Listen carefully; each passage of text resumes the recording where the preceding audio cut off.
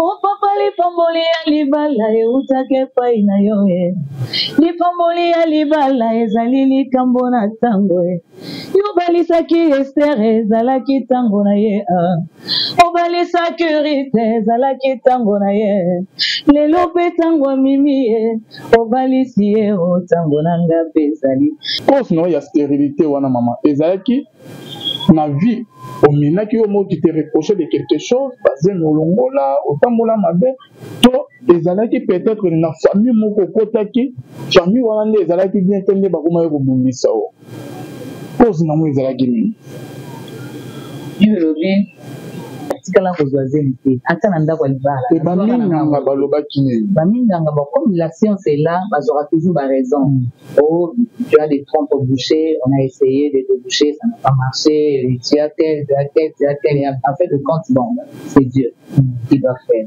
et parce que biso moko toyebaki que dossier oyo eza yango na maboko ya nzambe on continuait à prier on continuait à attendre le panier papa alemaki mpe te mama olobi ke objet de moquerie na kati wana na nzembo ya liboso le panier circule encore olobi ke nzambe soki osali te komi kotulama nzambe ayo kopesa libala yango bana yo kobuka mais na kati ya libala problème stérilité nature omonaki te ke bamakambo ebanga kolanda o motema na ngai sepeli mingi natangi makomi na yo oyanga motema esepeli natangi makomi na yo elobi tango nanga ezali kaka na tango nanga nzambe okopambola ngai soki osali te yawe na ngai kombo ekotiola mapamba soki osali te rabi etiola mipamba jova non non non non naboyi kombo na yo etiolama na bomoi nanga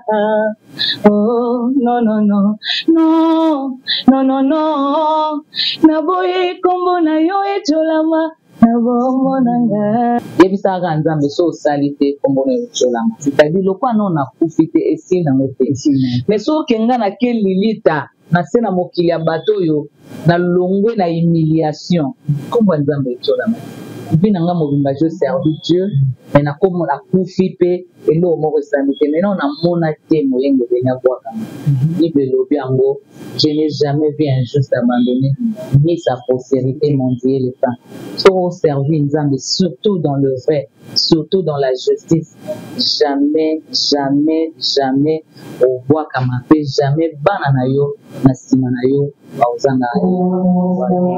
je sais ce que ça fait. Je sais de quoi une femme est capable. Pas kazaka na posa mwana. Une femme est capable de tout parce qu'elle n'a pas sa moine.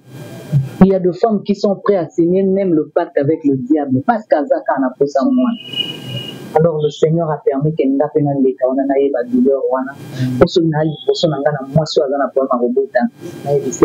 Je suis passé par là, je sais, je comprends ta douleur, mais voici ce que tu dois faire, voici comment tu dois attendre, voilà le comportement que tu dois avoir. Donc c'est comme ça que je me suis mariée, je me suis mariée à 23 ans, j'étais encore plus jeune, mais j'ai connu 9 ans de stérilité. Et le Seigneur a fini par décanter la situation. Malobaki amela milangi papa bakobongolande maloba yaya kalate bakobongolande maloba. J'ai confessé ma foi publiquement. Continue non. Maman, vas-y.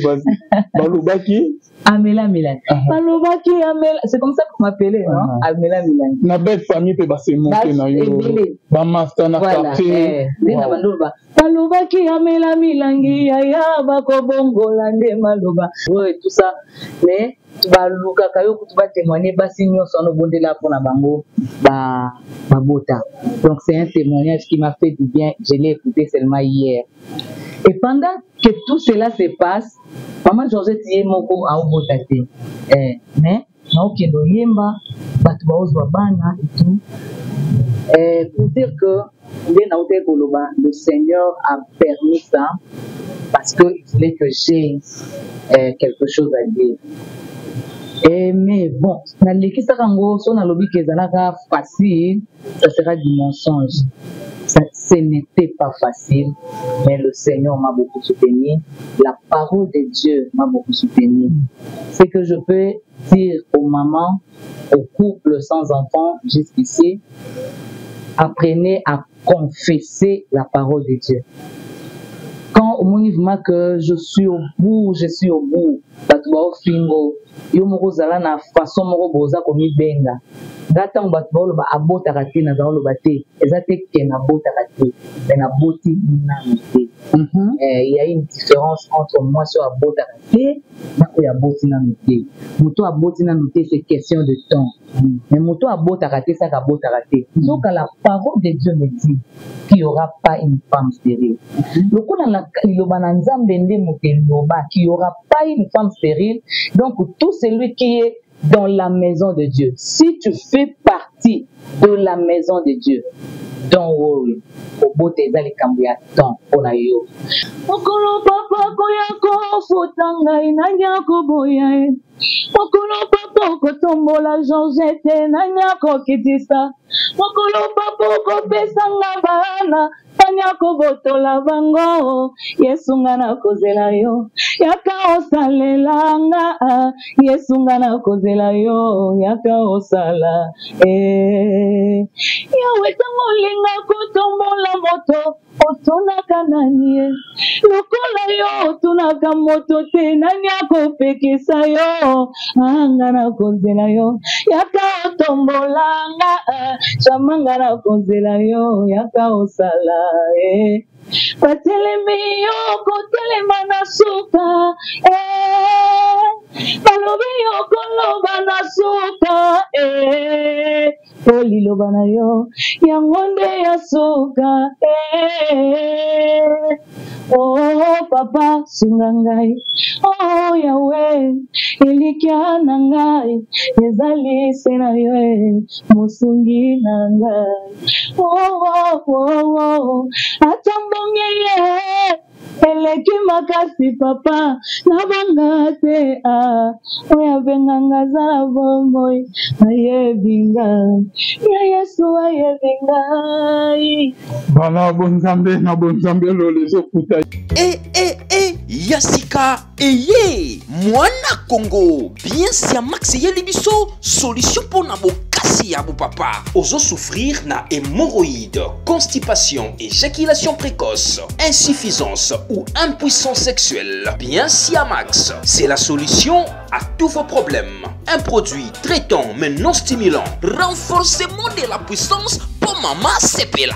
Un produit 100% naturel conçu à la base des plantes en provenance de l'Indonésie. Pour tout commande en ligne, appelez-nous au 085 28 65 146. Bien Siamax, la solution à tous nos problèmes. Alors, passez vos commandes. bonzambe na bonzambe lola ezofuta simana onto ya koloba ke nzamba bo tobaye isufa na mansa do service elongo na pasteur Fizanisi na muso tofi de l'éternel de Jérémie na Yobukwaya motema ya vivence do mutelo na mama Gisèle Bukelo motema papa Emmanuel na Boston na bosente mama mami munga depuis la fils nzamba lola amona pe amona mama Cécile Chika motema papa Mayala na Ottawa na ma petite sœur Sarah Yoka motema papa Cédric Adolé depuis Canada bonzambe na bonzambe lola ezofuta simana onto ya koloba ke nzamba bo tobaye lisusuaki toujours na cadre à informer de notre bien-aimé. Nous avons déjà des retours, nous avons à Kinshasa, nous avons un an, donc elle n'est pas présentée, vous la connaissez très bien, à mon avis, Georgette Kipa, qui nous vient des États-Unis, à venir à Kinshasa, nous avons Awa, donc ça qui nous amène à l'Oye Mopé na Maloba. Shalom, maman. Shalom, Yalvin. Bonne santé, maman. Très bien par la grâce de Dieu. Allah? Très longtemps. Vraiment. Au Bungana, au comment on a aux États-Unis, qu'est-ce qui s'est passé? Rien de spécial, seulement on a déplacé, on s'est déplacé un peu. Parce que moi je n'étais pas au courant que maman est aux États-Unis. Et en tout cas, Naoumeli Mandam, ça fait pratiquement 7 ans. 7 ans, wow. 7 ans qu'on est aux États-Unis. C'était juste pour la famille. Et bon, comme les équipes toqué, pour nous installer, il nous a fallu un peu le temps pour commencer à la réalité à Kuna. Il fallait payer pour la langue, ça nous a pris le temps que ça nous a pris. Maintenant que le Seigneur a permis que ma Kamoué vende moi parce que Bana Baza Kuna Badotanga. Alors, ce qu'on lui permet que les autres soient soufflés, on a ce zongi parce que il quand il va le rapporter ça, cimetière à Barti, non? Alors, maman Georgette a beau inae a pu d'aller Cabo Nzambe pour avoir de l'amour compte pour la souka. C'est comme ça que je suis rentrée. De retour, maman. Je suis rentrée pour continuer. Malgré cela, même aux États-Unis, j'étais toujours en train de servir Dieu. Mais en tout cas, les réalités de là-bas, elles sont vraiment différentes dans la réalité. Surtout par rapport à la musique. Musique, c'est un travail d'équipe. Musique, on voit ça en monter. Alors, c'est un peu compliqué. Alors, je suis là-bas parce que ma famille est là-bas et je suis ici. Vraiment. Dans ce pays, na le lobo mais avant que na ko bana mutuna na maman, moi loyembo. Ma chanson préférée Combo donc. Mutima nanga sepeli mingi natangi makomi na yo oyanga motema esepeli natangi makomi na yo elobi tango nanga ezali kaka na tango nanga nzambo pambola ngai soki osali te yawe na ngai kombo ekochola mapamba soki osali te rabi echola mipamba jova non non non non naboyi kombo na yo echolama na bomoi nanga oh non non non non non non non naboyi kombo na yo echolama na bomoi nanga. Voilà, bon Zambé na bon Zambé les autres. Ta maman on dit que ce qu'on salité kombo ekocholama kombo ya Nzambe to kombo ya Nzambe ekocholama comment maman il faut que Nzambe sala oui. Mais comment expliquer? Vous savez, nous on a choisi un Dieu, comme dit c'est le Dieu véritable. Donc on a fait un mokilo, azaye moko Nzambe te, on a Nzambe mususu. Ba conducteur ba mi balé. Ba mususu ba poni na bango ngambo satana. Biso poni na biso ngambo ya Nzambe. Alors satana na ngambo ni apesa rape makambo. Malgré akela ilorote apesaka te oyo aza nango mpo aza na eloko te alukaka bitumba na lola babengana ye akitala mabele awa mais par babengango ni brise akosaka bato azwakaka oyo nzambe atia na kati ya moto ayesi yango peut-être quelques années avant. Mais tu as fait apesaka mpe makambo parce que ya na bato bakenda mpe na monde éternel baconsulta mpe diable apesa bango biso sikoyo toponi ngambo ya Nzambe so Nzambe apia biso makambo te baoyo ya ngambo ya kote kuna bandoseka biso bandoseka biso ntango baoseka biso eza baoseka biso te baoseka Nzambe na biso eyebima lokwa Nzambe na biso ya incapable Nzambe na biso akokosala makambo te yango wana loyembo wanga yabaki soki osali te kombo na yo eotolama paske nga na pona yo donc banzambe bamibale me nga na poni mpo na nga na poni le véritable le créateur bamosusu baponi créature baokende créature aopesa bango makambo nga na poni créateur so créateur aopianga makambo te donc baoseka kombo na ye po mais mama eza na basi moko bazolano en ce moment bandeko moko bazolano en ce moment basala bapriere ya ndenge na ndenge tine tozosala émission oyo ozoloba bobaza biso tosali tout mais on dirait que bolamu Nzambe ebosana adresse na biso bakomi na suka basali bapriere nyonso tu batika kozwa solution te ntango ozoloba boye ozomona te ke Nzambe na bango oyo bazoprie déjà azotolama na bapayen non non soki bapayen batiolaka eya parce que bayebi la manière de faire de notre Dieu te parce que bazo chola par rapport ya horloge ya mokili. Or biso Zamba fait sa biso selon son horloge. Au moins dans un message à le panier sur qu'il encore tout le temps. Or la Bible dit le Seigneur est le maître des temps et des circonstances. Zamba sala nyonso na sena mabele zala na tango. Lipamboli ya moto ezala na tango. Des messages clés qu'on a fait sa biso. Moi, j'aime toujours dire aux enfants de Dieu, ta bénédiction porte ton nom. On t'a ozoité. Bayam vin on va voyager à Bayebi. Na auto bengaka en anglais va benga ngo claim baggage. Na éviter en français so va benga ngo moni table roulante et balukana ba valise na biso tant voyager à photo récupérer. Biso to tsana ba biso na biso na ba kombo na biso tapis roulant. Voilà tapis roulant. Soki yo tsaki valise na wana na kombo na. Bao bakomi liboso na o ba yo telema ba ozela ba valise pe ya bango. Ya yo na mo. Ya yo so ekomi liboso. Oya zawana eza ya yete aozwango te. Si tango yo ya okuta valise na baluka kaka ezenga wana récupérer encore. Soki par erreur moto a récupérer valise à moninga. Tango ya o checker, peut-être kokana ki ba couleur, kokana ki peut-être ba modèle, mais tango ya o checker combo amona ki a se tromper de valise eza ya yete azomi tout à fait. Donc, toza na intérêt ya obanga ka bangaka te, pe ya ozala pressé te, pe ya kotala ka horloge ya bato.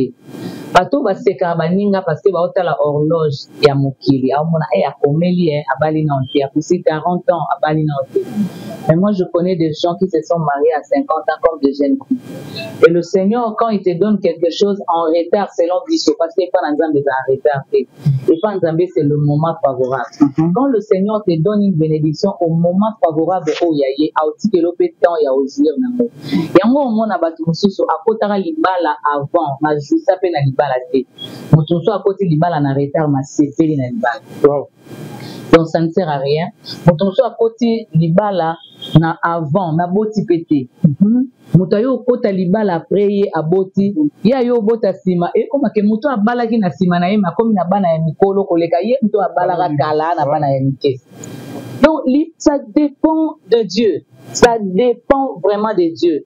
Ce qu'on Nzambe na biso loko asala rane na temps so batu ba ochola selon horloge ya batu komona alo ngo pasite yaya yebisaka Nzambe so salite kombono yochola, c'est-à-dire loko non na kufite esi na ngote mais so kenga na kelilita na sena mokili ya bato yo na longwe na humiliation kombo Nzambe yochola puis nanga mobimba je servi Dieu mais na komo na kufipe elo mo resambite maintenant na mona te moyenge bena bwaka libe lobi ango je n'ai jamais vu un juste abandonné ni sa postérité mendier le temps. So servir Nzambe surtout dans le vrai, surtout dans la justice, jamais au bois kamape, jamais bana na yo na sima na yo bauzanga yo. Temps favorable na biso mokili eza temps favorable ya Nzambe biso peut-être tozoloba ki moment yango Nzambe fo ya kosala Nzambe ana tona neti biso ya Lazare ba mari na ba mad ba monte Nzambe fo ya kobikisa Lazare azobela mais ya azeli tine Lazare akufi na moki ba mona impossible ko se kwa mais Yesu ah non c'est trop grave. Merci beaucoup maman Penny na koseka ante baseka ndeko apia te atale lozo simba te suka isimba kaka maman motango olobi ke kombo ekotola oyeba nzembo na ba circonstance ni letinga kiyo oyeba nzembo sala prière wani pa na Nzambe soko salite kombo ekotola. Bon, ça c'est un message que le Seigneur a donné à son peuple. Et je bénis vraiment Dieu parce que à mon message à moi ici là en moté le panier sur qu'il encore car le panier sur qu'il encore ce que babeti donc na sali banzembo après le panier sur qu'il encore très profond pour les panier sur qu'il encore mais combo les panier sur qu'il encore tikala kaka. J'ai compris que c'est un message qui est venu vraiment de Dieu parce que Nzamba yebaki que ça sera toujours en actualité. Bano ba obota malelo ba ozape na posa ya panier comme na bango bano ba obota malobi ainsi de suite. Mais par rapport à Ngamoko l'inspiration de cette chanson est langa na mariage à camarade moko. Camarade moko balaki Alors, c'était la seule amie que Nganazaka na Matadi. Alors, je devais chanter parce que Nabanda a une carrière. Malgré Nazara na comité, na bisara na lipanete, mais Nazara a une chorale, et ainsi de suite, l'orchestre. Alors, je devais chanter avec un groupe autre Nazalaki, la Kata Maria Joana. Skonga, je n'étais pas vraiment contente, Nazalaki, moi triste, parce que c'était la seule amie que j'avais à Matadi. Matadi Zaimbo Kanangate na Keneka Otambola. Alors, alors, on a plus de temps à passer avec son mari qu'avec moi. Donc, j'étais un peu triste. Et le Saint-Esprit m'a flashé ces messages. Oh, papa, les pamboli à l'ibala, et où t'as qu'à pas inayoé. Les pamboli à l'ibala, et zalili kambona tango. Yobalisaki Esther, zalaki tango na ye. Obalisaki Rite, zalaki tango na ye. Lelo pe tango mimi, obalisi ye, o tango nanga pesali. La vie là s'appelait Mimi. Alors j'ai chanté comme ça, n'habitant mon anga pesali. Donc vous n'étiez pas encore marié? Je n'étais pas encore marié. Ah, c'est grave ça. Je n'étais pas encore marié. Alors j'ai dit, n'a pas tout marié aux ala, n'a pas aux anatans à passer plus avec mon mari qu'avec elle. Donc dans ma salle qui y a eu comme à Liboso, alors je dois être dans la joie. Naïe m'a bien a fait un parce que l'obité aux ados. Donc c'est comme ça que j'ai chanté cette chanson et après on s'entendait comme on fait dans le domaine l'union sort parce que le panier ce qu'il a encore en tout cas chacun a quelque chose de différent. Oh yazo zila na panier nzambe par rapport à moi. Voilà ce qui a fait la chanson de panier ce qu'il encore. Okay, merci beaucoup maman Georgette Kefa. OK, boyebi partout. OK, tokola na nzembo yo. Tilelo ce qui batient nzembo wana en tout cas fozala na molimo mo santo yoga keki bonzambe ezali. Maman ezali na premier album non. Au composer nzembo. Titre non ezali les paniers circulent encore. Titre pays album ezali les paniers circulent encore. Et pourquoi les paniers circulent encore? Les paniers circulent encore parce que il y a un message qui attend. Mokili salama bongo nzamba salama mokili bongo ndango atindi mutu na mokili arrêter programme moko pona mutu wana yango yo mon habit de zolo ba je connais le projet que j'ai formé sur vous. Le Seigneur a un projet sur chacun oyo atindi na mokili parce que le monde n'est pas un fruit d'hasard. Dieu a créé le monde. Ba o nyonso ba bota makana mokili ba fruit hasard. Même moi no abota mina mwasi ya liboma hasard fruit d'hasard. Mutu moko te na mokili hasard fruit d'hasard. Même moi no abota mina bo cultiste mi balé hasard fruit d'hasard. Même mutu abota mina ba o ba tombokela nzambe ba te bandimaka nzambe te. Mais c'est le Seigneur qui envoie batunase na mokili. Alors tant nzambe mutaoti il a aussi un plan pour chacun.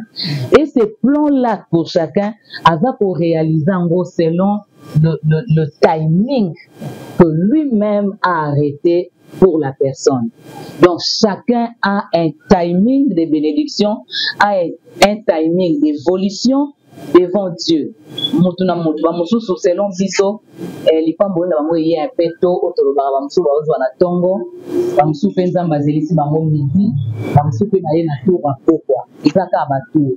Alors c'est cette illustration le panier circule encore m'est venu par rapport à la multiplication de pain que Jésus a eu à faire dans l'évangile au Monango, dans Matthieu, je crois 5 Jean, quelque chose, dans 4 évangiles sur la là, multiplication et à pain. Quand Jésus-Christ a multiplié les pains dans le désert, la Bible dit qu'il a demandé à ce qu'on fasse asseoir le peuple. On a rangé à 50, rangé à 100, ainsi de suite. Et il a rendu grâce au Seigneur pour le 5 pains et les 2 poissons qu'un petit garçon s'est trouvé avec dans le désert, là où il n'y a pas de boulangerie, là où il n'y a pas de cultivateurs, là où il les pains devaient quitter la ville pour le désert, mais ce jour-là avec Jésus, le pain a quitté le désert pour la ville. Wow. Alors, il y avait un garçon qui avait 5 pains et 2 poissons, mais devant une multitude de plus de 5000. Parce que la Bible dit il y avait 5000 hommes, sans compter les femmes ni les enfants. Or, donc, nombre balobaki 5000 parce que si on supposait que une maman avait 2 enfants à cet endroit-là, surtout ça, les calculs, 5000, tout le monde a vraiment une masse immesurable. Il soit laissé à 5 pains, à 2 poissons. Et tikali ko silate a pesi en moka ba disciple ba na ko kabola selon que mutumio soit vandaki na matiti ya mobeso. Alors si on doit interpréter cette parole, c'est pour dire que le Seigneur a la bénédiction pour tout le monde, mais il demande à son peuple de rester assis sur la parole. Le verbe pâturage symbolise la parole de Dieu. Reste là où tu es. Reste là où le Seigneur t'a placé. Reste là où le Seigneur, reste à ton poste. Il y a un panier qui contient la bénédiction qui est en train de circuler. Et pour komaka nango kaka parce que moto ya multiplié ma pa moi na moto te poesi là. Na désert bazalaki plus de 5000 mais moto nyonso aliaki pe ba ramasaki 12 autres paniers et wuti na désert et na ville. Alors et pas na nzambe silité, et pas na nzambe posilate. Tant que Yesu azongi na moté yaya, toi qui attends une bénédiction quelconque, et ba kezana panya nzambe. Reste là où le Seigneur t'a placé, reste dans la parole au moment opportun et pour m'appeler panayo ozoa oyo là peut-être mamoula et pas nzambe parce que ça dépend de Dieu et son programme.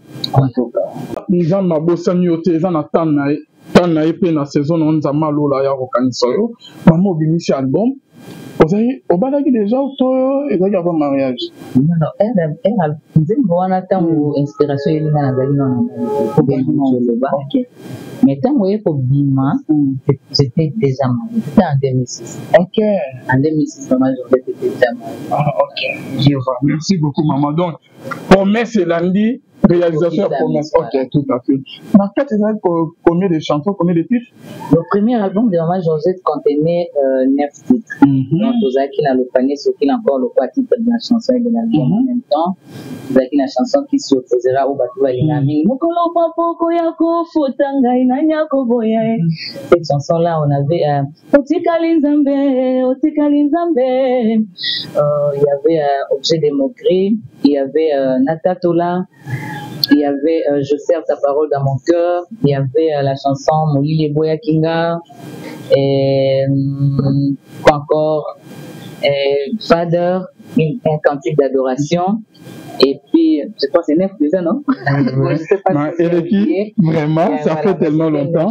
Maman, on a dit que objet de moquerie. Dans le cas où on a, dans un mois, les paniers circulent encore, on dit que nous avons mis ce qu'on salité comme il faut tout là. Nous avons fait ça, il va là, on va là, mais dans le cas où il y a un problème, stérilité là-dessus. Comment on a été que maman, quand on va au Rolando, je ne sais pas. Comment vous avez trouvé ça? Yeah, oui, quand on est messager ou messagère, on doit avoir des choses à dire. Et le Seigneur, quand il te confie un message, il faut que vous à la mesure, il y a de transmettre le message. Dans un moment, on a un moment quelque part dans le dit, il est la pierre qu'on rejetait, c'est qui bâtissait est devenu la principale de l'angle. Et si je ne t'ai pas passé par ce chemin-là, aujourd'hui, dans un fardeau, il n'y a pas de couple. Le Seigneur m'a donné un message de temps. Message à temps. Et c'est un moto à zos de la temps à la patience. Message à temps. Et c'est un moto à zos de la persévérance. Parce que le panier, ce qu'il a encore, en fait, c'est ça. C'est un temps que tu attends. Mais tu dois avoir la patience pour attendre. Tu dois avoir la persévérance. Tu dois connaître les principes. Parce que même dans le message de il y avait des principes. On devait être assis sur le verre pâturage. C'est-à-dire, ceux qui moutent qui a ôté les mains, okoyi mpe korisque kozanga ngo parce que so alobi bakabola mapa na moto aza ya kopanda yo mpe ya kotela baopia o mpe te. Donc eza message moko nzambe loko apesaki ngango esepelisaki ye afaçonne nga moko mpe par rapport à message wana pour que ntango naopesa bato message wana nayeba ebi onde naoloba. Donc le Seigneur m'a formé à patienter. Le Seigneur m'a appris à patienter, m'a appris à persévérer. Le Seigneur m'a appris à attendre. Alors aujourd'hui, quand j'ai une femme qui a un problème de maternité devant moi, je sais compatir. Je sais ce que ça fait. Je sais de quoi une femme est capable. Pas kazaka na posa mwana. Une femme est capable de tout parce qu'elle n'a pas sa moine. Il y a des femmes qui sont prêtes à signer même le pacte avec le diable parce qu'elle n'a pas sa moine. Alors le Seigneur a permis qu'elle n'a pas eu la douleur. Je suis passé par là, je sais, je comprends ta douleur, mais voici ce que tu dois faire. Voici comment tu dois attendre. Voilà le comportement que tu dois avoir. Donc c'est comme ça que je me suis mariée. Je me suis mariée à 23 ans. J'étais encore plus jeune, mais j'ai connu 9 ans de stérilité. Et le Seigneur a fini par décanter la situation. Voilà. Maman, c'est là qui nous loge. C'est bandit bazo la ngaliso. Et là bas oyo bazo souffrir le bamiso ba denga. Papa dit na 10 ans, 15 ans, 12 ans, il va les coucher parce que na bari na zo bota. Yo le oleki na ba moment wana mama. Na bata lorsque ozoleka bande muna esala succès makasi na Kinshasa mama bande ko bazo prier na bazo zo mabota bazo zo solution mais yo moko zo zo solution pendant ce moment là est-ce que côté qui un moko peut doute na nzambe ou comment parce que Job to moni akomi na moment moko moi sina yebise ke fina nzambe okufana na ba moment wana ba circonstance bana ko dekana ya passion. Qu'est-ce que tu te disais maman? Yalvin, avant que nous répondions à ma question, on a beau s'arrêter. Hier, j'étais quelque part, je suis allée chanter quelque part pour annoncer aussi l'activité que nous avons le 25 mai à Chauveuse. Alors, c'était une église que Babin Saranga déjà à l'époque, il y a les paniers, ceux qui n'ont pas quand on a besoin de rappeler, maman, oui, il y a tant de Zara na Kimbangu, na réunion, Moko Zara, il y a maman, il y a Obeta. Il y avait des femmes qui avaient des problèmes de maternité, tu avais prié pour eux et tout ça, mais tu vas témoigner, donc c'est un témoignage qui m'a fait du bien, je l'ai écouté seulement hier. Et pendant que tout cela se passe, maman Georgette y est moko a obotate, mais naokendo yemba, batu baozwa bana et tout, pour dire que le Seigneur a permis ça parce qu'il voulait que j'ai quelque chose à dire. Mais bon, facile, ça sera du mensonge. Ce n'était pas facile, mais le Seigneur m'a beaucoup soutenu. La parole de Dieu m'a beaucoup soutenu. Ce que je peux dire aux mamans, aux couples sans enfants jusqu'ici, apprenez à confesser la parole de Dieu. Quand au mouvement que je suis au bout, batwa fingo, yo moko zala na façon moko boza komi benga. Gata batwa lo ba abota kati na zalo bate, ezate ke na bota kati, na boti na mite. Il y a une différence entre moi sur abota kati et aboti na mite. Moto aboti na mite c'est question de temps. Mais moto abota kati ça abota kati. Donc la parole de Dieu me dit qu'il n'y aura pas une femme stérile. Le coup dans la qu'il n'y aura pas une femme stérile. Donc tout celui qui est dans la maison de Dieu, si tu fais partie de la maison de Dieu, don't worry. Mais si tu ne fais pas partie de la maison de Dieu, et vous savez, la condition pour faire partie de la maison de Dieu, c'est accepter Jésus-Christ comme son Seigneur et son Sauveur. Si tu l'as déjà fait, alors tu fais partie de la maison de Dieu, tu n'es pas une femme stérile parce que la loi de ta maison dit qu'il n'y aura pas une femme stérile dans cette maison. Donc pour toi, c'est question de temps. Attends le temps de Dieu. Ce n'était pas facile, mais la parole de Dieu m'a beaucoup aidé. Chaque fois que je voulais être un peu faible, je proclamais la parole de Dieu. Et de fois, quand je me sens vraiment, vraiment faible, je proclame la parole de Dieu à haute voix. Je confesse des choses à haute voix. Au point que j'ai eu à chanter une chanson en 2008, après le panier Sophie encore, l'album que j'avais sorti, c'était Le Parcours d'un champion, là où nous avons parlé des principes que doivent observer celui qui attend le panier de Dieu. Na nzembo moko bitumba na oloba na suka na lobi malobaki amela milangi papa bakobongola nde maloba yaya kala te bakobongola nde maloba. J'ai confessé ma foi publiquement. Continue non. Voilà, maman, vas-y. Balobaki Amela Milan. Balobaki Amela. C'est comme ça qu'on m'appelait, non? Amela Milan. Na belle famille peut passer monter na yo. Ba master na quartier. Balobaki Amela Milangi yaya bakobongola nde maloba.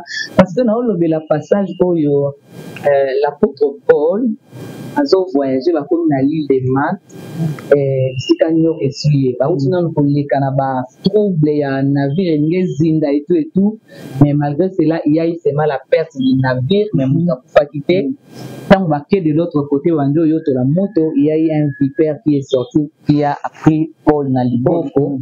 Alors ba to comment on va dire openda za muta malédiction parce que abiki kuna mais la justice de Dieu est beau ko épargner état ça zo ya okufa mais Paul a ningi sa kaka vipère et vipère akwaki na moto azeli ba minute akufa akufite ba bongoli maloba balobi ça c'est un ange de Dieu. Alors c'est par rapport à ça que je me suis dit bah oh nyoso ba oloba amela milan ba bongola na bango maloba parce que même dans la parole de Dieu quand les gens sont faits pour parler. Tant makambo simba te batu baloba na bango mais tant on peut osimba ka bango mutu ba oloba mais ba oloba les contraires ya o baza oloba ya momo na nzambe. Quand tu cherches Dieu olanda te ke balobi ko to boye fonce dans ce que tu fais, continue à chercher Dieu. Il y a un autre exemple, Bartimée. Quand on obéit la naïs, afungolé miso batubalo tika tais-toi, il ne t'écoute pas. Non. Maman yo baloba kana Bartimée, tais-toi, il ne t'écoute pas. Ah kaka bango baloba qui vient, il t'appelle. Le même personne. Au bazale ko pekisaya ganga. Mais quand le Seigneur a écouté sa voix, a telemi pona Bartimée. Ka bango wana balobi lève-toi, il t'appelle. Le même personne au ba oseko asambela rapé vie bonga raté asambela rapé makambo esimba raté abala raté abota raté tout ça ce sont le même personne au ba loba ozarana nzambe. Mais toi continue à chercher Dieu, continue à invoquer Dieu. Donc c'est comme ça que ce n'était pas facile, mais on a continué et le Seigneur a bongoli maloba. Oh il va bien aga moi si ne kombali moi comme maman a 3 ans. Comme ça moi on est ezali que ozo bwaka bwakela ou comment parce que obana ko bota te ya solo. Bazo chola bazo seka moko bino ozongi bomi kangeli na chambre maloba wana ezo sala o passe mais oyo ko bimisa nzemu ke barobongola maloba baloba ke na mbeli nani ezali mwakela obwakela ke ba moto inspiration kana ndenge ya kibonzambe na yembi nzembo wana te ernasi na boti mama Josette aboti na 2010 nzembo wana ebimaki na 2008 bamosusu ntango bamoni na boti baloba ayebaki akomi daya na zemi yango alobaki baobongola maloba kala te or zemi ya 2 ans ezalaka te na boti 2 ans après. C'était ma confession. La foi est bavard, la foi parle. Si tu confesses, tu crois de ton cœur et tu confesses de ta bouche Jésus-Christ, tu seras sauvé. C'est ça la foi. On doit croire dans le cœur et confesser dans la bouche. C'est ça la foi. C'était seulement ma confession de foi. J'étais sûr de mon Dieu Voilà pourquoi j'ai confessé et je suis allé à confesser publiquement par un cantique que Baobongo la Malouba. Zambé oto sali la zalo kwa mwanza matembe. O batuwe batunanga mwanza to yema bande mono de bambwa kila onde parce que na iba de bomsupe na bomba dosa lobi. Okolo papa ko yako utanga inani yako boye. Donc ndi bande momo atembe quoi. Ngana bindimeli nzamba tembe. Ye moko na Isaïe 50 ans lobi 43 ou 53 si je me trompe, lobi j'agirai. C'est quoi 43 13? J'agirai et qui s'y opposera? Nzambe ye moko mtaoloba. Parce qu'on a za mwana ya papa nde mwana ya tembe. Alors il faut qu'il y ait la sens, donc je chante la parole. Et donc c'était ça, par rapport à ça, j'ai confessé seulement ma foi que le Seigneur honore. Est-ce que maman, et là la maman nous suit bien à biso, est-ce que ça n'a eu qui est impossible dans l'histoire Nzambe? Pour voyager là, maman nous suit bien à biso, papa nga depuis na bote yo kutoza kuna na poto. Depuis na bana robota bana maman surtout bana ba problème ba autisme, 3 enfants mon. Dans un monde on dirait que ni yango baobika na bango te na boye na dalaki vraiment touché na point moko. C'est comme si que na baka mususu nzamba kozala incapable ya kosala miracle na ko comment. Erwin, ça c'est quelque chose de très bien. Je suis entré à Hollande la baka moko andengwana parce que eza constant amer nga moko pe personnellement na sali na bamboko biso toza awa bisika tozo uta basika wana eza vraiment ebele te et bisika tokendo vanda libanda mboka. En tout cas j'ai constaté ba problème wana na bana ebele. Alors le Seigneur m'a mis vraiment un fardeau de commencer à prier pour ces enfants-là. Parce qu'il y a une fille que moi j'encadrais déjà à partir d'ici, au Congo, qui est allée là-bas et Nzambayo Salapeto na situation avec des enfants. Alors, Nayebisaki Nzambe, toi tu m'as appelé au ministère. Je veux que ces miracles soient un témoignage de mon ministère. Alors, là-bas, je prie avec cette sœur-là chaque jeudi. Donc, si on n'est pas en mesure de nous voir en personne, on prie au téléphone. Mais dans la convention, il y a témoignage. Il y a une femme aux États-Unis qui a témoigné. Il y a 4 ban na bazaki na problème d'autisme. Alors avec la prière ban na bazaki guéri. C'est normal. Donc rien n'est impossible. Voilà. Il y a aussi le président, un monsieur qui postulait pour Azala président, il y a communauté congolaise na Dallas. Azaki na mwana moko abota manipe na situation wana. Mais tant ba déclarer que mwana na oza autiste, moi si na ya lobi ngana ko bota mwana ya autiste. Et elle a refusé cela. Et le coup, aux États-Unis, dans un système à Obenga, dans la situation de l'État, on peut s'amener Bambongo, tout ça. Elle s'est mobile, elle a dit, ce qui te abandonne, dit Bambongo à l'État. Et ça, le coup, à ton indigne que l'État est moins dans un intime, mon zamba, copianga, moi, dans la autiste, alors, on a reçu un avantage, on a monté, on a un bénéfice, on a monté. Je vais continuer à prier le Seigneur. Moi, on a un en face spécialisée dans la école. Voilà. Donc, comme ça, maman, on a bandé pour bon de la tige. Au moment où je te parle, l'enfant là parle. L'enfant là est normal. Il y a des situations que tu dois refuser. Oyango. Nzambo alikolo akopeso mwana te azala na makoki ya oloba tete. O nyoso nzamba sala rezala parfait. Soki mwana bimi na imperfection, peut-être il y a des choses na côté moko malamu te. Il y a peut-être ce que ça vient de lui-même, c'est-à-dire il y a une leçon que le Seigneur veut te donner. Il y a quelque chose que Dieu, un langage de Dieu dans ça. Mais si ce n'est pas la volonté de Dieu, il faut t'élever et refuser cela. Notre Dieu est capable de changer les situations. Pour répondre à la question de Yavin, rien, Yaya, rien. Je répète encore, rien n'est impossible à l'Éternel. Ce qui a pour ramener à la vie, mon toit c'est à Foufaki. Où le paiement souffle c'est longwe. nzambe ramener na bomoi et souka ka na Bible avec Lazare te na mokilo toza ya vina za OK yemba l'église moko de quoi ACK aux zones. Il y avait un homme qui dansait comme un fou na yembi yango kutuna ndembo na pesa ngo témoignage wana ndembo album auto kuto binisa bat ba yo kango même na showbiz na ndembo loyembo na pesa exemple on a dit il y avait un homme qui dansait comme un fou là où on m'invitait pour chanter un jour na mituni na bimuto abi na bo azara na poema moto on a tourné pasteur abi maman Georgette tout na yemo mituni quand je suis allé lui poser na maman Georgette yo sur kufa. Alors ce jour-là, je réalisais que c'était une personne qui était morte, que Dieu a ramené à la vie. Moni mutande mwana, tango okumisa nzambe, na éviter soki nitena na yewa na moni na tena éviter soki asa su na bomo utile lobi asa kufa mais azaki mutu ase akufi, mais nzamba azongi na bomo. Ba témoignage wana oyoka ango. Soki mutu akufa azongi na bomo.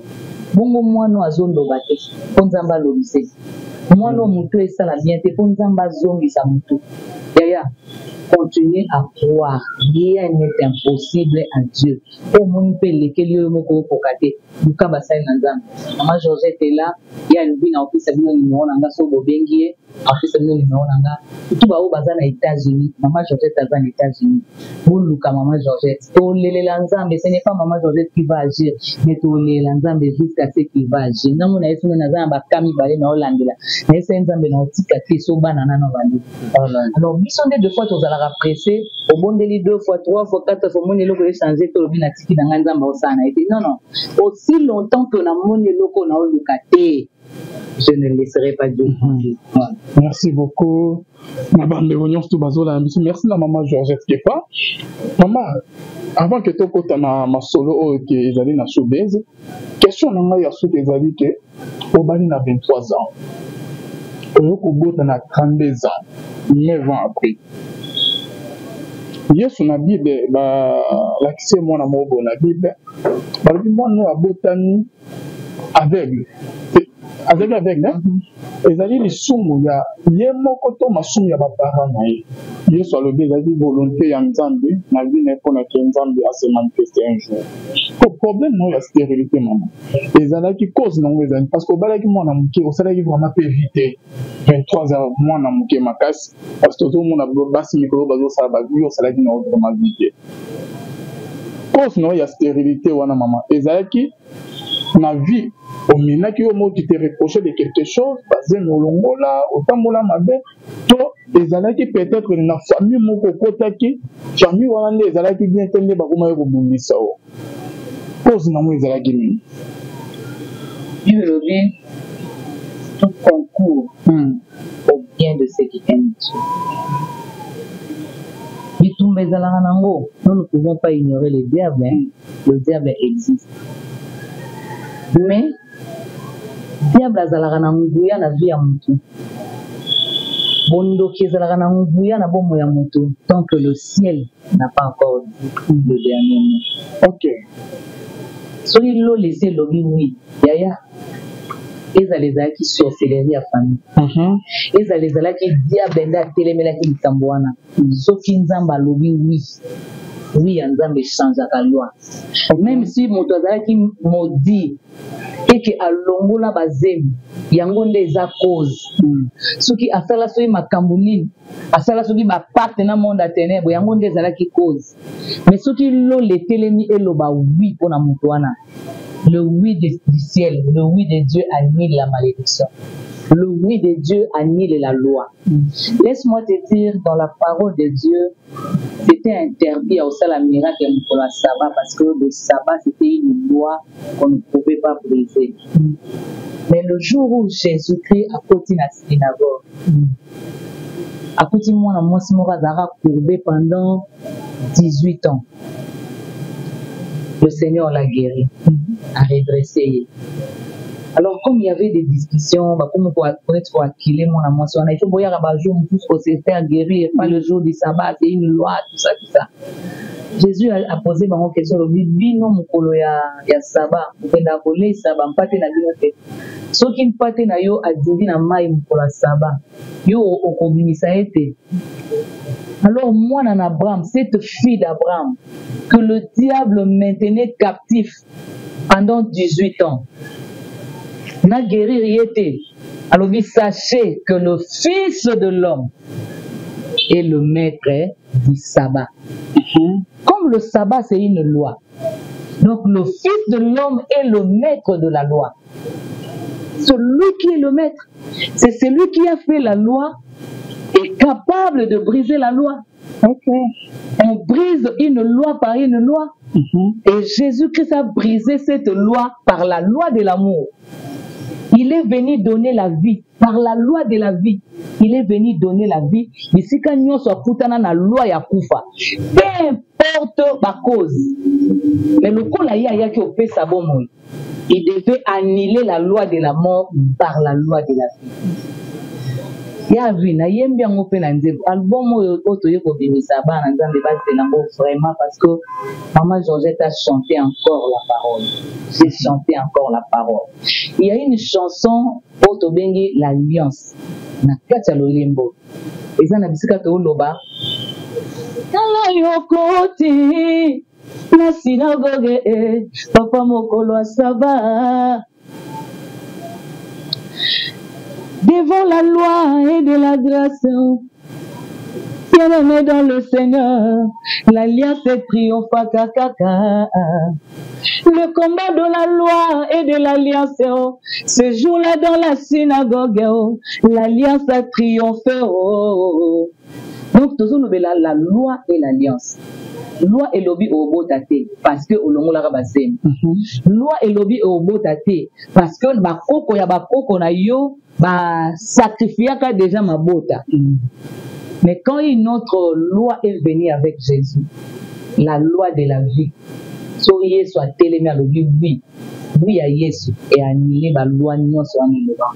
So kezaki a péché na yo comme ça que tant ba kitisi liboso na Yesu moi mbalo azaye bobela. Pourquoi maladie n'a une cause n'a pas péché? Yesu avant de dire les péchés de son pardon. Yesu sera linga salo bola. Ce qui cause ya likambo et kangeo les alisum, il va commencer par pardonner tes péchés et te donner la vie. Ya kana makolo Yesu. Pourquoi moi sanduma ayaki? Ce que vous se rendre coupable de l'eau comme boya kana makolo Yesu. So Yesu alimbisi yo. Et nous connaissons bando kangao au longo la paix yango parce que c'est qui est venu pour pardonner nos péchés. Lui qui n'avait pas péché, il s'est fait pécher. Il s'est pas fait pécher, mais il s'est fait pécher. Il est devenu péché pour toi. Rien ne peut te bloquer. Viens au pied de la croix. Maman Josette, il y avait beaucoup de choses où il y a qui au Pekisa. Nemo lobi na bali na bomwana. Asala inanga na mpenda vite. Olongola ki pe baselite. Olongola inanga baselite. Et na kati ya stérilité nanga pe ezaki te ke lokwa basi oswa lobaka na ozwa nde bazemi endongo. Nga atikala kozwa zemite. Ata na ndako libala. Et baminanga baloba kine. Baminanga ba comme la science est là, bazora toujours ba raison. Oh, tu as des trompes bouchées, on a essayé de te boucher, ça n'a pas marché, tu as tel, et en fait de compte, bon, c'est Dieu qui doit faire.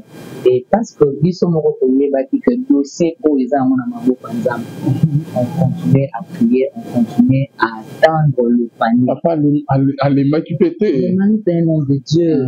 Le man, c'est un homme de Dieu, c'est un homme de foi. À débattre pas de s'engager. Un homme de Dieu, mais n'attend pas commoder à Bassan Ansan, aussi ce moment. Ok, Bassin Abon, Bazo Botate, mais Bakio Botali Banda. Bon, Baza Batu Yaya, Bambatu. Parce que tout est dans Papa Tolo. Baza Batu, on ne peut pas, on n'est pas là pour nous bandolo. Baza Batu. Moto cause un peu faible, un peu faible. Et on a dit souvent il faut me rappeler que tu as quitté. Nous, il nous est arrivé de passer vraiment des moments compliqués. Malgré moi et mon mari, nous avons un problème, mais et banda qui peut connaître ça fait d'abisso. Et banda qui peut connaître ça fait d'abisso. Mais le Seigneur nous a fait grâce. Merci beaucoup, Maman Georgette Kefa. Toujours quand est-ce qu'on a ma solo na bis mais tout peut monter dans nzembo ya titre non réseau qui manga auto MSC non il y a toujours premier album hein. OK. Okolo papa koyako futanga inanya kuboya mokolo papa okotombola Georgette nani akokitisa mokolo papa okopesanga bana nani akobotola bango Yesu nga nakozela yo yaka osalelanga Yesu nga nakozela yo yaka osala yawe ntango olinga kotombola moto otunaka nani ye lokola yo otunaka moto te nani akopekisa yo nga nakozela yo yaka otombolanga shama nga nakozela yo yaka osala batelemi yo kotelema na suka balobi yo koloba na suka liloba na yo yango nde ya suka oh papa sunga ngai oh yawe elikya na ngai ezali se na yo mosungi na ngai oh ata mbonge ye eleki makasi papa nabanga te oya benganga zala bomboy ayebinga ya Yesu ayebingai bana bonzambe na bonzambe lolo ezokuta Yesu ayebi bakana biso kwa Maman Georgette ozongeli biso osali 9 ans libanda 7 ans obimisi premier album deuxième album troisième album. Premier album na bimisi awa le panier souffle encore en 2006 en 2008 to bimisi le parcours d'un champion en 2015 to bimisi bravo Jésus alors on est pour voyager en 2018 nde nakendaki libanda mboka nasali kuna 7 ans na 2018 wana na 2022 nde nabimisi le récent album tobimisaka yango kuna ngesi po toye po topresente yango mpe awa déjà album esi ebimi depuis 2022 ou 23 si bravo le dieu de air wana nde tobimisaka yango na foto maman na troisième album ezalaki bravo Jésus nde album asuka tosalaki avant voyager donc 2015 tokutanaki na yo na sorti récemment la victoire toza na batrésor amos place des artistes wana tozalaki wana na sorti album wana na 2015 du coup c'est comme si osalelaki en promotion te maman portée disparu mbala moko kiepoto qu'est-ce qui s'est passé au juste par rapport à premier album deuxième album osantaki ozalaki sur terrain album eyokani banzembe epanzani mais na bravo Jésus obimisi portée disparu disparaître mbala moko ozalaki sur terrain te mbala moko poto. Bon, il y a vu déjà le parcours d'un champion et avec le deuxième album.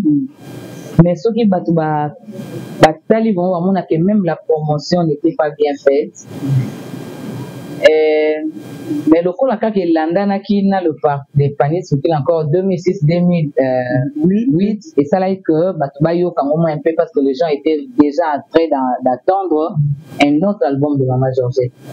Mais promotion est ça qui bien fait parce que nous on n'est pas du domaine c'est toi producteur les paniers circulent encore bayoka qui en parce qu'il y avait un producteur à chacun son travail à chacun sa grâce yango le tomatozo lela na kati ya millier ya artiste lelo l'absence des producteurs mais c'est seulement parce que on ne veut pas enterrer le talent que le Seigneur nous a donné. Les artistes se battent aujourd'hui eux-mêmes pour faire cette œuvre. Mais avec un producteur, ça peut être plus facile que ceux qui artistes avant pour se battre. Déjà, le panier, ce qu'il encore je fais avec Papa Philippe et la maison gospel. L'évangéliste, ça commence pasteur. Mais juste après, dans l'album, moi je vais dire l'album Asuka avant que Papa Philippe a kangana une maison. Tant que tu es ça le parcours d'un champion, tu zonga qui sous Papa Philippe, malgré qui a sous la mesure au ça l'album T. Donc c'est tant qu'il commençait déjà à y enfermer. Alors tu mille lancers qui pour ça l'ango bisomoko. N'a pas moyen que tu zaki nango et manque vraiment de connaissances. ça l'a dit que même le peu d'argent qu'on avait, on a pu faire, mais le coup là, tosier, tosa du domaine, tosier, là qui pendait la stratégie qu'il fallait faire, et ça dit que l'album, moi, et ça là qui vraiment promotionne en Malamouaté. Mais cet album-là est plus connu en Europe parce qu'en Europe, c'est ça qu'on a produit un monsieur de l'Europe qui est un producteur. Voilà, ça travaille au moins que battre belé au baye bango na kishasa te baye bela ngo na photo le parcours d'un champion, mais quelques personnes aussi au bazaye kolande la maman Georgette a wande bansoa album wana. Alors le bravo Jésus ko sala matin au penda 18 ans moulai tozaki penda l'histoire en actualité te ça album wana ça là est vraiment promotion ça là malamu te que ça yon peta bisomoko salama penda na ba norme te alors ça là que ba yu bango tenate sauf quelques personnes. Alors quand tu es pour Kende aux États-Unis on devait normalement relancer Carabilo pendant le Seigneur nous a amené à une autre page pour un autre message pour nous amener et on a eu à chanter des choses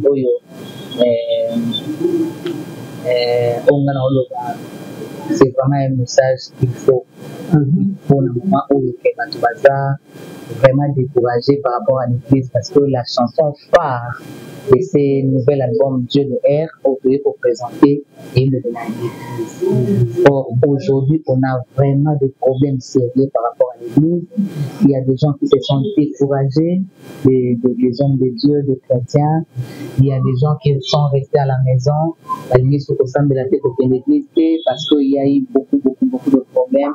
Et le Seigneur a envoyé un message pour l'église, message au Nassé Nabino Boya et Bélé Nachobeuse le 25 mai. Qu'est-ce que le ciel a encore dit par rapport à l'église? Et ce message paraît tomber dans le mot et il y a fait du couloir Mboka Congo parce que le développement de notre pays ne dépend pas seulement de l'école, dépend aussi de l'église. L'école nous donne les têtes et l'église nous donne le cœur. Or, Pomboko Yebonga, tozaka na posa ya mitute ya mayele parce que ba mitu ya mayele tozana mango tozana ba kondo bazana mayele bakena ba classe batandi o bana mitema zoka pona mboko ebonga tozaka na posa mayele te bape na posa des gens avec le cœur zoka mitema maternité à mitema c'est l'église.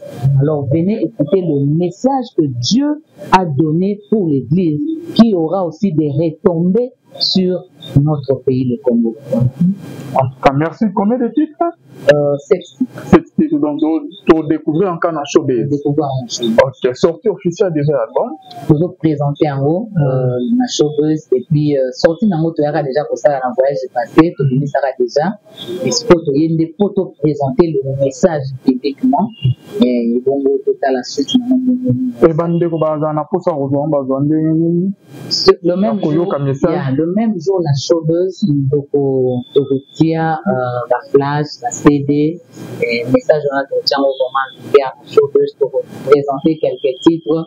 Exact célébration il y a 20 ans de carrière, na yiki belé ba ozelape, banzembo na bango et pambola ga bango. Donc pour présenter quelques 2 ou 3 titres, il y a un nouvel album par rapport à message et puis tu vois au côté de la célébration avec le panier Sophie encore qui s'y opposera banzembo et pambola bino pour que tous célèbrent vraiment 20 ans de carrière. Il y a Maman Georgette ce 25 dimanche 25 à 15h à Showbiz. Wow. Félicitations Maman. 20 ans donc il est toujours dans ma colo quoi. Merci beaucoup Maman Georgette. Est-ce qu'il y a une plateforme les alliés?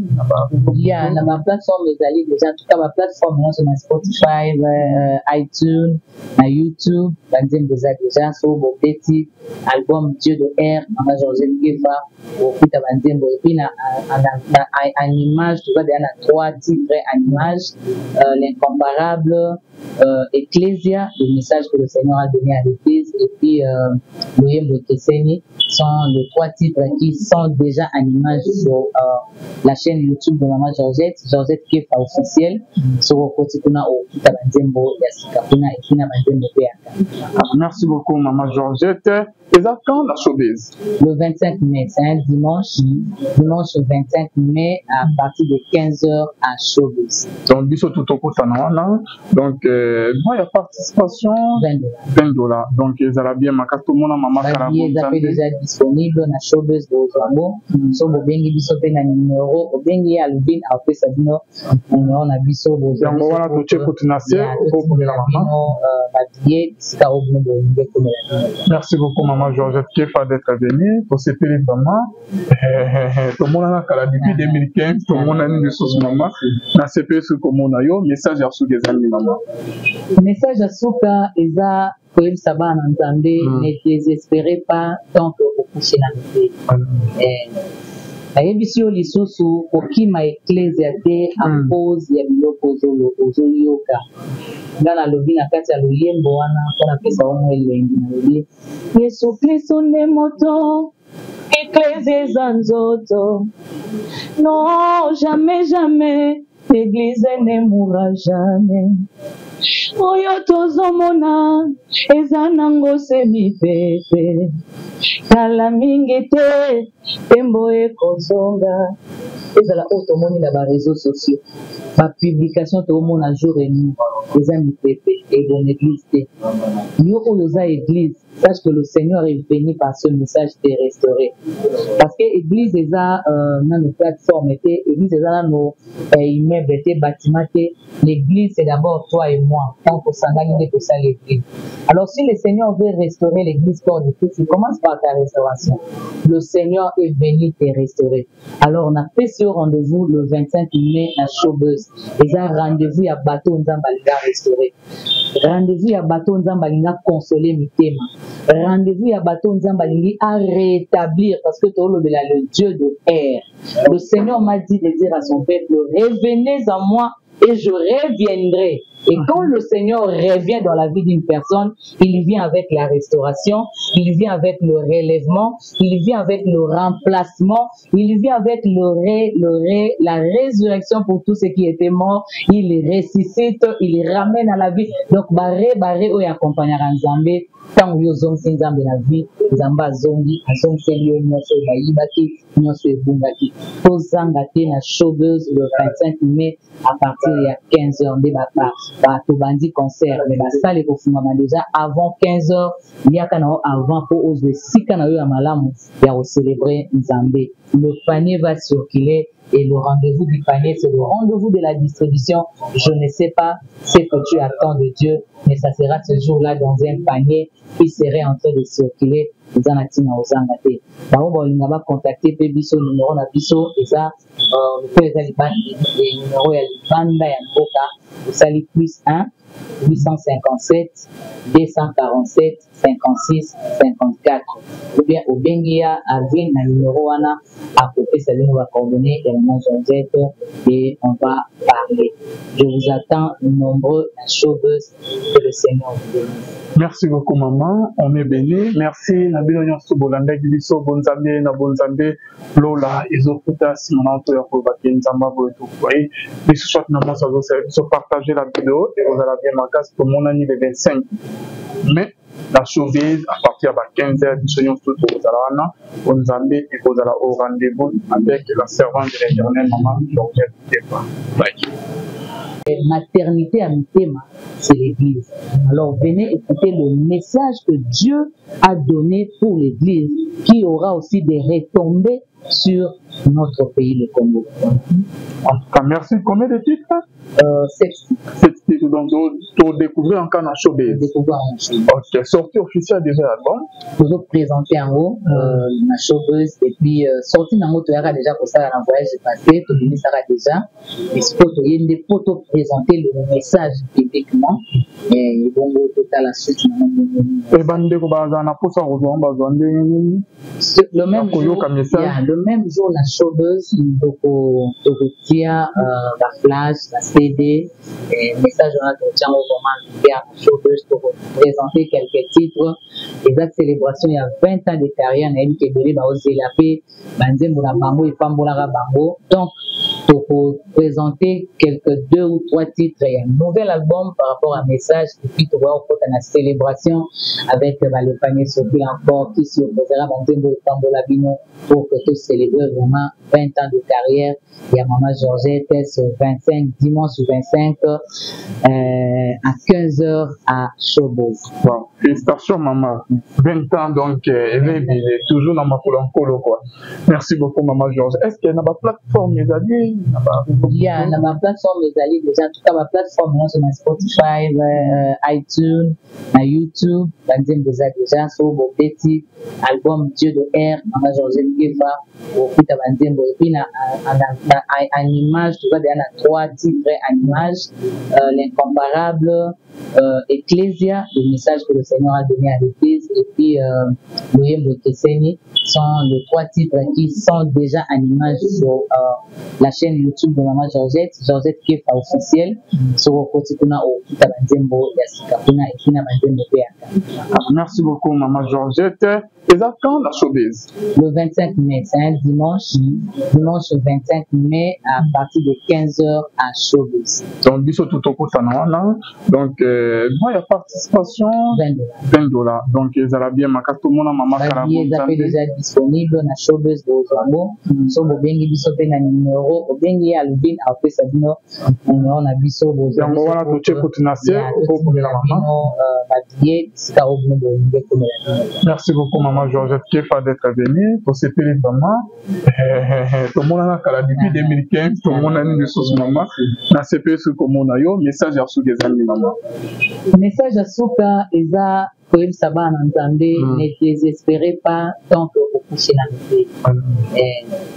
nayebisi yo lisusu kokima eklezia te ampose ya biloko ozoyoka nga nalobi na kati ya loyembo wana mpo napesa omo elengi nalobi yesu kristo nde moto eklezia eza nzoto non jamais l'église ne mourra jamais oyo tozomona eza nango semipepe kala mingi te tembo ekozonga ezala oyo tomoni na bareseau sociaux bapublication tomona jour et nuit eza mipepe ebona église te yo oyo oza église sache que le Seigneur est venu par ce message te restaurer parce que église eza nano plateforme te église eza nano immeuble te bâtiment te l'église c'est d'abord toi et moi tant que sangani nde tosala l'église.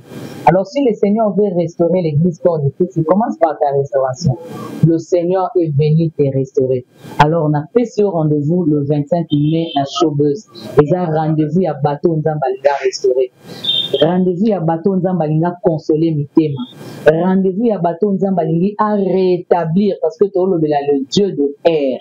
Le Seigneur m'a dit de dire à son peuple, revenez à moi et je reviendrai. Et quand le Seigneur revient dans la vie d'une personne, il vient avec la restauration, il vient avec le relèvement, il vient avec le remplacement, il vient avec la résurrection pour tous ceux qui étaient morts, il les ressuscite, il les ramène à la vie. Donc, barré, ou accompagnera Nzambe, tant que vous avez Nzambe la vie, Nzambe azongi, azongi nyonso bayibaki, nyonso ebungaki. Tozangate na Showbiz le 25 mai à partir de 15h de bato bandi concert mais basale kofungama déjà avant 15h yaka na avant pour oser sika na yo ya malamu ya célébrer Nzambe. Le panier va circuler et le rendez-vous du panier c'est le rendez-vous de la distribution. Je ne sais pas ce que tu attends de Dieu mais ça sera ce jour-là dans un panier qui serait en train de circuler. Zanatina ozangate bao bolinga ba contacter pe biso numéro na biso eza peut être le numéro ya banda ya mboka osali +1 857 247 56 54 ou bien au bengia avec na numéro wana à côté ça nous va coordonner également Georgette et on va parler. Je vous attends nombreux à Showbiz que le Seigneur vous bénisse. Merci beaucoup maman, on est béni. Merci Nabilo Nyonso Bolanda Gibiso Bonzambe na Bonzambe Lola Ezofuta Simonanto ya Kobaki Nzamba Boeto Foye. Les sous-chats na moi ça vous partager la vidéo et vous allez bien ma case pour mon année le 25. mais la surveillance à partir de 15h du Seigneur tout au Nzambé et au rendez-vous avec la servante de l'Éternel, maman Georgette Tepa. Bye.